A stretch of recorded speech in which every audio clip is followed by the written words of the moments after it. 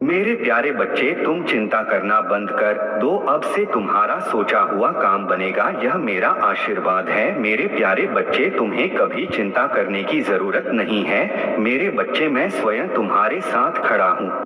मेरे प्यारे बच्चे, मेरे होते हुए तुम्हें किस बात की चिंता सताती है? मेरे प्यारे बच्चे, जब तक तुम्हारे जीवन को खुशहाल जीवन नहीं बनता, तब तक तुम्हारे महादेव जी चैन से नहीं बैठेंगे। मेरे प्यारे बच्चे, मैं तुम्हें विश्वास दिलाता हूँ कि तुम्हारे जीवन काल की सारी समस्या, सारी परेशानी को जड़ से खत्म करने आया हूँ। मेरे प्यारे बच्चे, तुम्हें मुझ पर विश्वास रखना होगा। मेरे प्यारे बच्चे, तुम्हें विश्वास हो तो सिर्फ एक लाइक करके भोलेनाथ की आवाज चैनल को सब्सक्राइब कर दीजिए। मेरे बच्चे, इस जन्म की तरह पिछले जन्म में भी तुम्हारे लिए तुम्हारे रिश्ते सबसे महत्वपूर्ण थे। पिछले जन्म में भी तुम लोगों के प्रेम के लिए बहुत तरसे हो। मेरे बच्चे, किसी व्यक्ति ने तुम्हारे साथ बहुत बड़ा धोखा किया, जिसके बाद ही तुमने सब कुछ छोड़कर अपनी स्पिरिचुअल जर्नी की शुरुआत की थी। उस धोखे ने तुम्हें दुनिया से बहुत दूर कर दिया था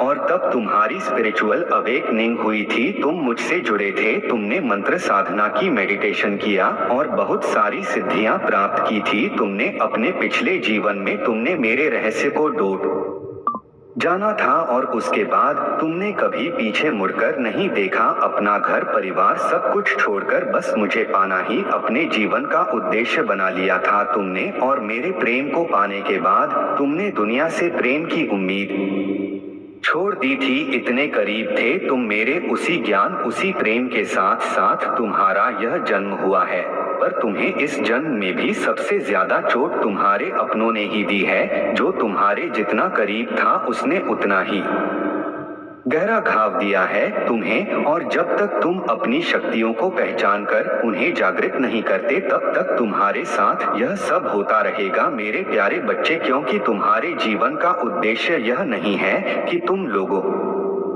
के पीछे चलो। पिछले जन्म में तुम लोगों के गुरु थे, तुमने अपनी स्पिरिचुअल अवेकनिंग से लोगों को इनलाइट किया था। लेकिन अभी देखो, खुद को दूसरों पर डिपेंड हो, उनके हिसाब से जी रहे हो, उनसे मान सम्मान की भीख मांग रहे हो और अपना समय व्यर्थ कर रहे हो। ऐसे लोगों के पीछे यह मोह छोड़ दो मेरे प्यारे बच्चे, और तुम्हारी साधना जो पिछले जन्म में अधूरी रह गई थी, उस पर काम करो। तुम्हें हमेशा मेरी ऊर्जा में महसूस होती है। बचपन से दूसरों का सोचते हो तुम, भजन में मंत्रों में तुम्हें सुकून मिलता है। यह सब साइंस है मेरे की। अपनी आध्यात्मिक शक्तियों को जागृत करो। तुमने पिछले जन्म में ही बहुत साधना की है, इसलिए तुम पहले से कि मुझसे जुड़े हुए हो। तुम्हें बस उन शक्तियों को जागृत करना है, उन शक्तियों को फिर से जगाना है, अपने अंदर खुद को पहचानना है। तुम्हें तुम्हारी खुशियों का दरवाजा अध्यात्म से ही खुलेगा मेरे प्यारे बच्चे, और यही तुम्हारे जीवन का सत्य है। अपने पिछले जन्म की साधना को व्यर्थ मत जाने दो। तुम यूनिवर्स की शक्तियों से जुड़े थे और दूसरों को अध्यात्म का रास्ता दिखाते थे। तुम तब भी अलग थे और इस जीवन में भी तुम सबसे अलग हो। यही कारण है कि तुम्हारे विचार सबसे नहीं मिलते। जल्दी तुम्हारी किसी से दोस्ती नहीं होती है। तुम पहली बार मिलकर ही उनकी ऊर्जा भांप लेते हो। तुम्हारे रिश्ते टूट जाते हैं और अपने रिश्तों की वजह से बहुत दुख देखा है तुमने, क्योंकि ब्रह्मांड तुम्हें बार बार सही मार्ग पर लाने की कोशिश करता है। मेरे प्यारे बच्चे, शक्तियां तुम्हें आभास दिलाती हैं कि तुम कौन हो। तुम्हारा दम तभी घुटता है जब तुम गलत लोगों के साथ रहते हो और वह लोग कहीं ना कहीं तुम्हारी शक्ति को हानि पहुंचाने की कोशिश करते हैं। अपने चक्रा पर काम करो, उन्हें एक्टिवेट करने की कोशिश करो। तुम्हें प्रकृति से, नेचर से, जानवरों से बहुत लगाव होता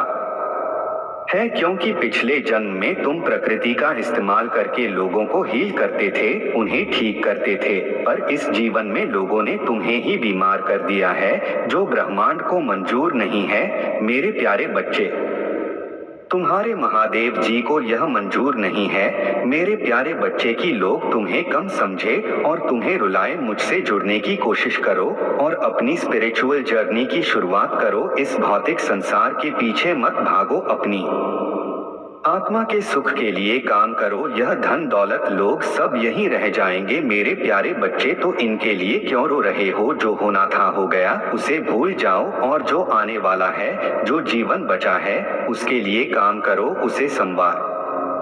अपनी आत्मा के लिए काम करो मेरे प्यारे बच्चे, ना कि अपने शरीर के लिए। अब यह मत सोचना कि महादेव जी तो मैं सब कुछ छोड़ दूं। सांसारिक जीवन में रहकर भी तुम ईश्वर को पा सकते हो, और आत्मा के लिए काम करना मतलब वह काम करो जिसमें तुम्हें सुकून मिले, तुम्हारी कला हो, तुम्हारी दिलचस्पी हो, जिससे तुम अपने जीवन का उद्देश्य पूरा कर सको और उस शांति के जरिए ईश्वर को पा सको, अपने महादेव जी के और करीब आ सको। इस जन्म में तुम्हारा वह टूटा हुआ दिल जोड़े तुम्हारे महादेव जी। तुम्हारी ऊर्जा बहुत हाई है मेरे प्यारे बच्चे, बहुत समझदारी है तुम्हारे अंदर, और उन शक्तियों से तुम्हारे इस जन्म के नहीं, पिछले जन्म के भी सारे सपने पूरे होंगे। बस अपनी शक्तियों पर यकीन रखो और उन्हें जागृत करने के लिए काम करो। समाज की भलाई के लिए काम करो, ऐसा कोई काम जिसमें तुम्हें खुशी मिलती हो, जिसमें तुम्हें सुकून मिलता हो, ना कि कुछ ऐसा खुशी मिलती हो जिसमें तुम्हें सुकून मिलता हो, ना कि कुछ ऐसा जो दुनिया तुमसे करवाना चाहती है। किसी के लिए भी रोना छोड़ दो, क्योंकि वह लोग तुम्हारे लिए कभी नहीं रोएंगे। इसलिए अपने ऊपर काम करो और अपने आप को पहचानो, अपने जीवन के उद्देश्य को पहचानो, बस उसके लिए काम करो। बाकी सबके सपने तुम्हारे महादेव जी पूरा कर देंगे। तुम अपनी खुशी को ढूंढो, बाकी सबकी खुशियों को मेरे हाथ में छोड़ दो। मेरे प्यारे बच्चे, जो लोग तुमसे जुड़े हैं उनकी खुशी का हमेशा ख्याल रखूंगा मैं। बस अपने अधूरे सपने को पूरा करो मेरे प्यारे बच्चे। तुम्हें बहुत बुरे सपने आते हैं, तुम्हें अपने सपनों में नकारात्मक ऊर्जा दिखती है या अपने साथ कुछ बुरा होते देखते हो तुम। इन सपनों की वजह से तुम्हें अच्छी नींद भी नहीं आती है, और उठने के बाद भी तुम्हारा सर बहुत भारी रहता है, तुम्हारी एनर्जी बहुत डाउन रहती है, और यह डर रहता है तुम्हारे मन में कि तुम्हारे साथ कुछ बुरा होने वाला है। तुम्हारे सपने कहीं सच ना हो जाए। तुम्हारे सपने तुम्हारी समझ से बाहर होते हैं मेरे प्यारे बच्चे। तुम जैसा देखते हो बिल्कुल वैसा तो कुछ नहीं होता, लेकिन जब भी तुम्हें बुरे सपने आते हैं, ऐसे सपने देखते हो तुम, तब तुम्हारे साथ कुछ ना कुछ बुरा जरूर होता है, या तो किसी से लड़ाई हो जाती है, नहीं तो लोग तुम पर प्रहार करने की कोशिश करते हैं। यह सब मेरी दिव्य शक्तियों का कमाल है मेरे प्यारे बच्चे। मेरे देवदूत हमेशा कुछ भी होने से पहले तुम्हें उसका एहसास करा देते हैं। होने वाली हर घटना का आभास तुम्हें पहले से ही हो जाता है, और तुम्हारे शत्रु की भेजी हुई नकारात्मक ऊर्जा कभी भी तुम्हारा कुछ नहीं बिगाड़ पाती है। तुम्हारे भीतर की दिव्य शक्तियां तुम्हारे शत्रु को हर बार हरा देती हैं। तभी मैं तुमसे बोलता हूँ मेरे प्यारे बच्चे की ज्यादा से ज्यादा ध्यान लगाओ, मंत्र साधना करो, क्योंकि जितना तुम मेडिटेशन करोगे, ध्यान लगाओगे, तुम्हारे भीतर की दिव्य शक्तियां उतनी ही मजबूत होंगी, और किसी भी मुसीबत में तुम उनको आवा देकर अपने पास बुला पाओगे। और यह तभी संभव है जब तुम इन शक्तियों से जुड़ना सीख जाओगे, और उनसे जुड़ने का सबसे आसान तरीका मेडिटेशन करना ही है। शुरुआत में तुम्हें ध्यान, धीरे धीरे तुम्हें पता भी नहीं चलेगा कब घंटे बीत जाएंगे। एक बार तुमने ध्यान की कला में महारत हासिल कर ली, फिर तुम शक्तियों से जुड़ना सीख जाओगे मेरे प्यारे बच्चे। मैं आपको मेडिटेशन कैसे करते हैं मेरे बच्चे। ध्यान के लिए सर्वप्रथम आवश्यक है उचित आसन। मेरुदंड सीधा होना चाहिए। जब भक्त अपने मन और प्राण शक्ति को मेरुदंड में चक्रों से होते हुए उधर चेतना की ओर भेजने के लिए प्रयासरत होता है, तो उसे अनुचित आसन के कारण मेरुदंड की नाड़ियों में होने वाली सिकुड़न व संकुचन से बचना चाहिए। वे लोग जिनके पैरों में दर्द नहीं होता, उनके लिए सपाट पलंग पर या जमीन पर गद्दी लगाकर पालथी मारकर बैठना बेहतर है। हालांकि परमहंस योगानंद जी ने ध्यान के लिए निम्न प्रकार से आसन लगाना बताया है। एक बिना हत्थे की कुर्सी पर इस प्रकार बैठें कि आपके पांव जमीन पर सपाट रखे हो, मेरुदंड सीधा हो, पेट अंदर की ओर, छाती बाहर की ओर, कंधे पीछे की ओर तथा ठुड्डी जमीन के समानांतर हो। हथेलियां ऊपर की ओर रखते हुए दोनों हाथों को जांघ और पेट के संधि स्थल पर रखें ताकि शरीर को झुकने से रोका जा सके। यदि आसन सही है तो शरीर स्थिर फिर भी तनाव रहित रहेगा और एक भी मांसपेशी को हिलाए बिना इसे पूर्ण रूप से निश्चल अवस्था में रखना संभव हो सकेगा। अब अपने नेत्र बंद करें और अपनी दृष्टि को धीरे से बिना तनाव ऊपर की ओर भ्रूमध्य में स्थित करें। एकाग्रता के केंद्र बिंदु ध्यान के लिए एक ऐसा नीरव एवं शांत स्थान ढूंढें जहां आप अलग से बैठकर निर्बाधित रूप से ध्यान कर सकें। अपने लिए एक ऐसा पवित्र स्थान बनाएं जो मात्र आपके ध्यान के अभ्यास के लिए ही हो। बिना हत्थे की एक कुर्सी पर बैठें या जमीन पर ऊनी कंबल या सिल्क का आसन बिछाकर पालथी मारकर बैठें। यह आपकी चेतना के प्रवाह को नीचे की और खींचने वाले धरती के सूक्ष्म प्रवाहों को अवरुद्ध करता है। मेरुदंड सीधा ध्यान के लिए सर्वप्रथम आवश्यक है उचित आसन। मेरुदंड सीधा होना चाहिए। जब भक्त अपने मन और प्राण शक्ति को मेरुदंड में चक्रों से होते हुए उधर्व चेतना की ओर भेजने के लिए प्रयासरत होता है तो उसे अनुचित आसन के कारण मेरुदंड की नाड़ियों में होने वाली सिकुड़न व संकुचन से बचना चाहिए। स्वयं को ईश्वर के आशीर्वादों के लिए उन्मुक्त रखना। वे लोग जिनके पैरों में दर्द नहीं होता उनके लिए सपाट पलंग पर या जमीन पर गद्दी लगाकर पालथी मारकर बैठना बेहतर है। हालांकि परमहंस योगानंद जी ने ध्यान के लिए निम्न प्रकार से आसन लगाना बताया है।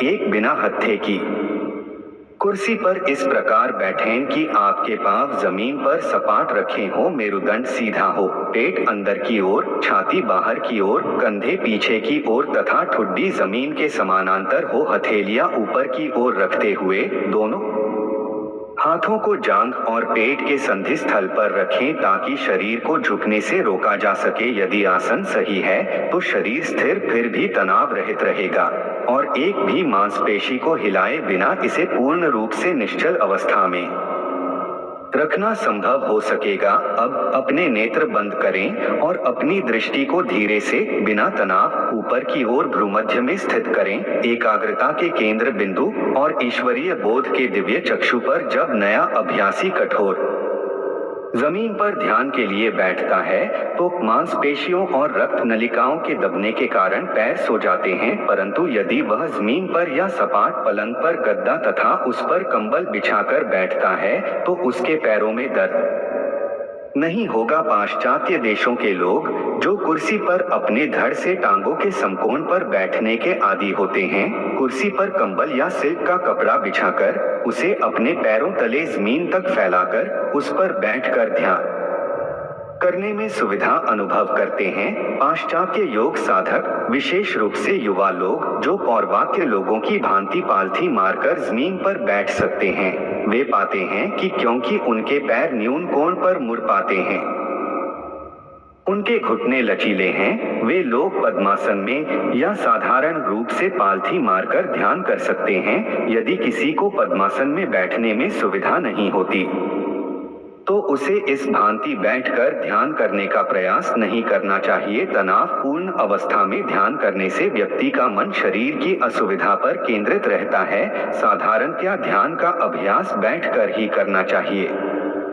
स्पष्टतया खड़े होकर ध्यान करने से जब तक कि कोई ऐसा करने में प्रवीण न हो, मन के अंतर्मुखी होने पर व्यक्ति गिर सकता है और न ही एक साधक को लेटकर ध्यान करना चाहिए, क्योंकि ऐसा करने से वह नींद की अवस्था में जा सकता है। उचित आसन जो शरीर और मन को स्थिर रख सके आवश्यक है। यह मन को भौतिकता से हटाकर परमतत्व पर लगाने में साधक की सहायता करता है और तुम जो सोचोगे वह सच होने लगेगा। तुम्हारे विचलित मन को डोट शांति मिलेगी और कोई भी नकारात्मक ऊर्जा कभी तुम पर अटैक नहीं करेगी। तुम अपने पूर्वजों से जुड़ना भी सीख सकते हो मेरे प्यारे बच्चे, लेकिन उसके लिए सही मार्गदर्शन की जरूरत पड़ेगी। तो किसी की भी बातों को डोट सुनकर उस पर यकीन मत कर लेना, सही वक्त पर सही और सच्चा गुरु भेजूंगा मैं तुम्हारे जीवन में, इसलिए जल्दबाजी में किसी गलत व्यक्ति का हाथ मत थाम लेना, क्योंकि हो सकता है वह तुम्हारे शत्रु की कोई चाल हो।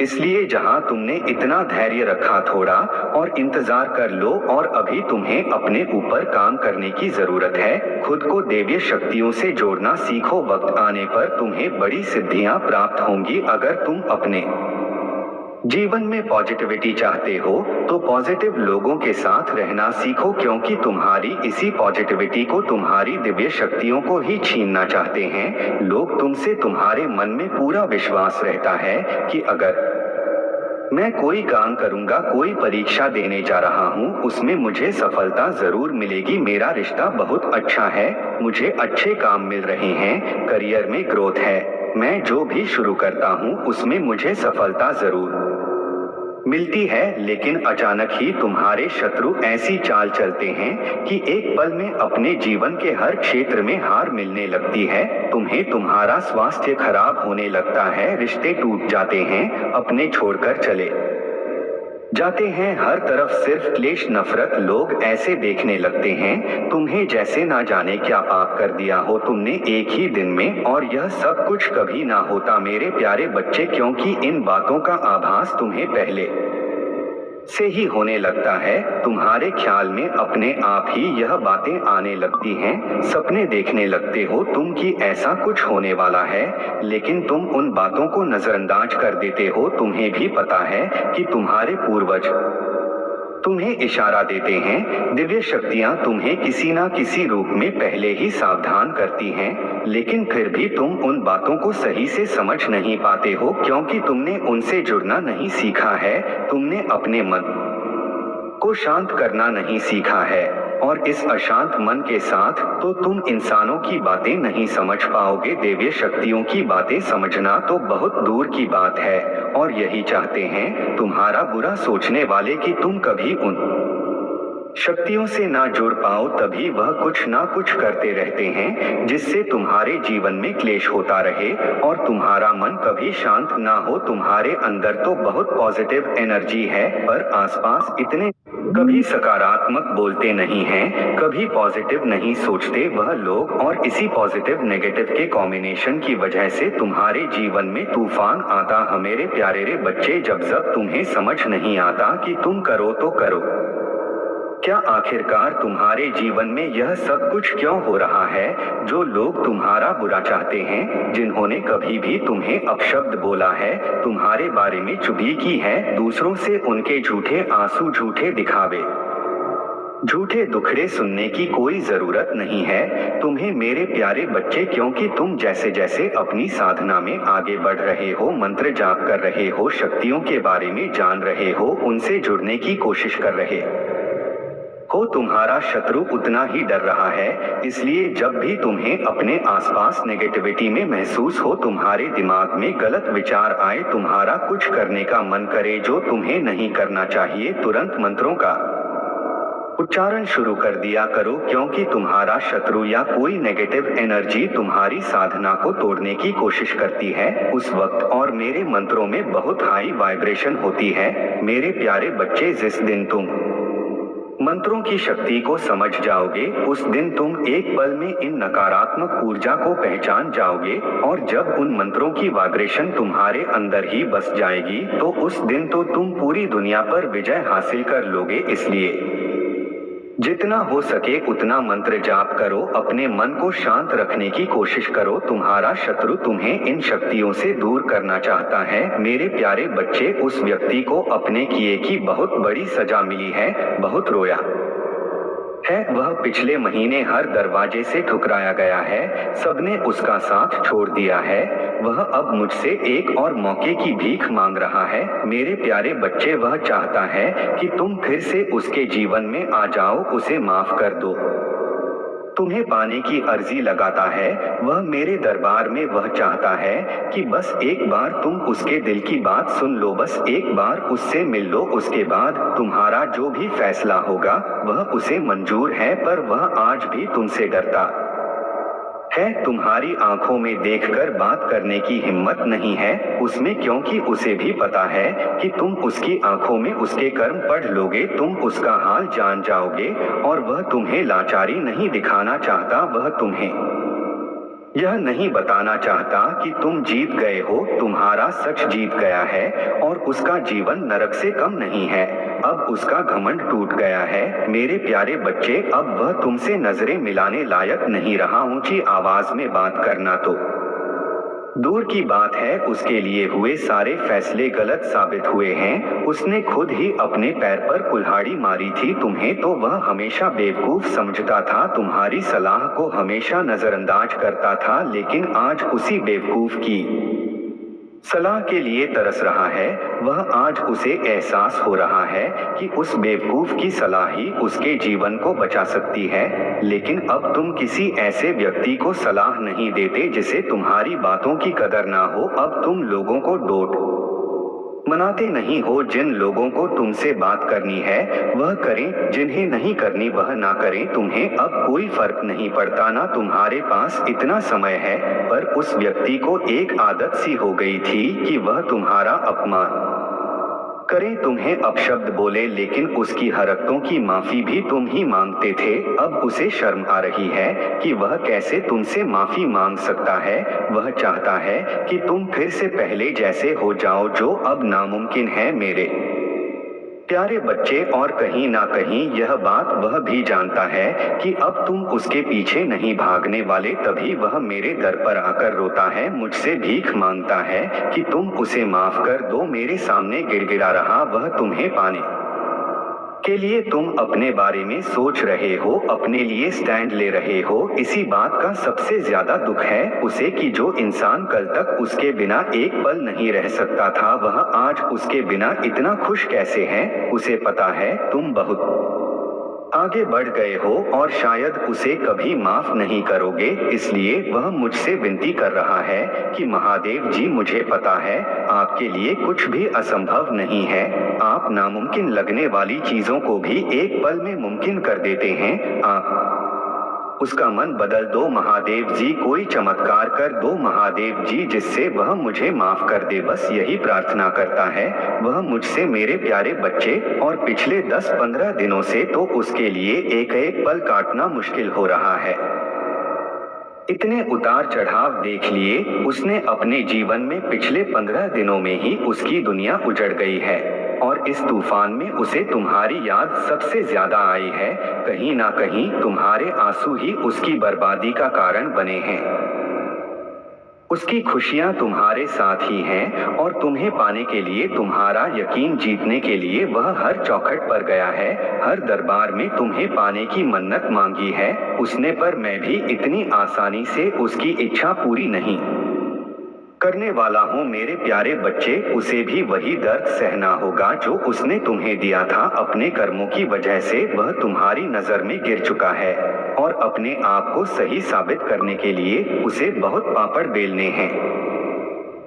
अभी यह तो बस शुरुआत है उसके लिए। तो तुम सबसे बेस्ट हो, बिल्कुल परफेक्ट हो, सब कुछ बहुत आसानी से संभाल लेते हो। लेकिन अगर उसे दूसरा मौका चाहिए तो उसे तुम्हारे लिए परफेक्ट बनकर दिखाना होगा, तभी मैं उसे दूसरा मौका दूंगा। मेरे प्यारे बच्चे, अगर आप मुझ में अपनी भक्ति रखते हो तो मेरी इस वीडियो को शेयर करके भोलेनाथ की आवाज चैनल को सब्सक्राइब कर लेना और साथ ही साथ मेरा भाग्यशाली अंक 888 लिखकर मुझे अपनी स्वीकृति प्रदान कर देना। मेरे प्यारे गया है कि शायद तुम इकलौते ऐसे इंसान हो जिससे वह मिला जो इतना पॉजिटिव है, जो उसके जीवन में सकारात्मकता लाता है, उसके चेहरे पर हंसी लाता है। तुम इकलौते ऐसे इंसान हो जो उसके बारे में सोचता है, जो दूसरों का भला करना चाहता है, जो स्वार्थी नहीं है।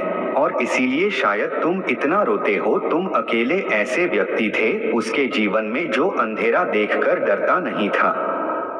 तुमने हमेशा दूसरों को लड़ना सिखाया है, साहस दिया है। तुमने लोगों को हमेशा अंधेरे में रास्ता बनाने वाले इंसान रहे हो। तुम कभी उम्मीद नहीं हारते, किसी भी परिस्थिति से, किसी भी व्यक्ति से नहीं डरते हो और तुम्हारे जैसा व्यक्ति उसने आज तक नहीं देखा, इस बात का एहसास हो गया है उसे। वह अब तुमसे बात किए बिना नहीं रह सकता। अतीत में उसने तुम्हारे बारे में बहुत नेगेटिव सोचा, बहुत नेगेटिव बोला है तुम्हें लेकर, पर उसकी सोच तुम्हारे प्रति बदल रही है और उसकी सोच इतनी सकारात्मक हो गई है कि तुम्हारे अंदर उसे एंजल्स, उसे परमात्मा का स्वरूप नजर आने लगा है। इस कलयुग में अगर कोई किसी और का सोच रहा है तो कहीं ना कहीं उसके ऊपर या उसके साथ भगवान जरूर हैं और शायद ईश्वर ने ही उसकी मदद करने के लिए, उसके जीवन को खुशियों से भरने के लिए तुम्हें उसके जीवन में भेजा था। पर उसने क्या किया, उसने उसी एंजल को इतनी तकलीफ, यही कारण